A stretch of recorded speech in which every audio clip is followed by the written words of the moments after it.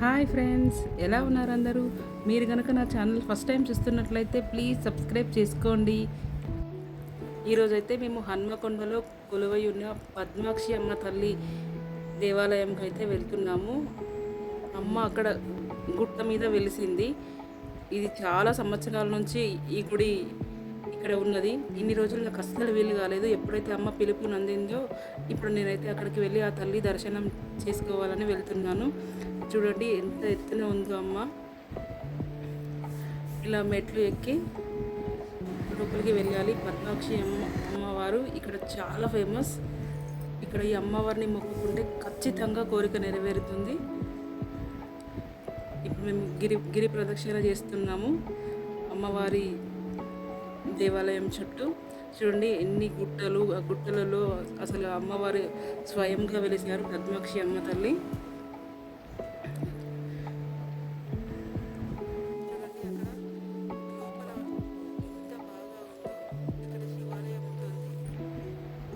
ఇక్కడ ఆ శివయ్య నాకు దర్శనం ఇచ్చాడు. అమ్మవారి పాదాలు ఆ పాదాలను నమస్కరించుకున్న తర్వాత నాకు చాలా హ్యాపీగా అనిపించింది. ఇక్కడ చూడండి గణపయ్య ఎంత బాగున్నాడో.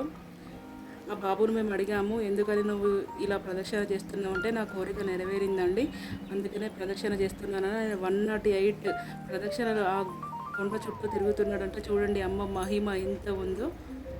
నాకైతే చాలా ఆనందంగా అనిపించింది. నేను గత కొన్ని సంవత్సరాలు అనుకుంటున్నా వీలు కాలేదు, నాకు ఈరోజు వీలైంది. ఆ అమ్మ తల్లి దర్శనం జరిగింది. నాకు చాలా హ్యాపీగా ఉంది.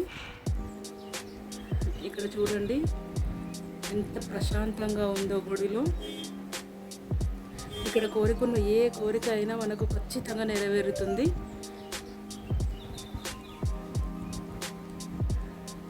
ఇక్కడైతే మేము వాళ్ళని అడిగాము, ఎందుకంటే ఇక్కడ ఇలా పెడుతున్నారు అంటే, ఖచ్చితంగా ఇక్కడ ఇలా రాళ్ళు పేర్చిన వాళ్ళు ఇల్లు అయితే కట్టుకున్నారంట.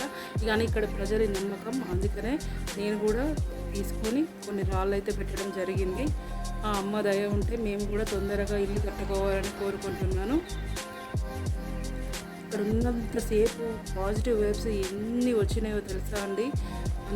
అసలు చెప్పలేకపోతున్నాను నేను. అట్లా అంత మంచిగా అనిపించింది నాకు ఆ అమ్మ దర్శనం అయితే. మేము మా కుటుంబం మీరంతా చల్లగా ఉండాలని కోరుకుంటున్నాను. చాలా హ్యాపీగా ఉంది.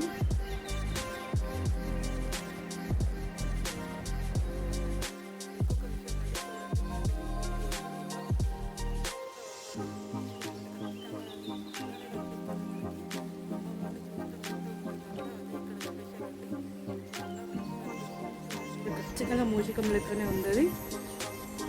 మేమైతే తిరిగి వెళ్తున్నాము. అక్కడ కనిపిస్తుంది అది. Thank you for watching.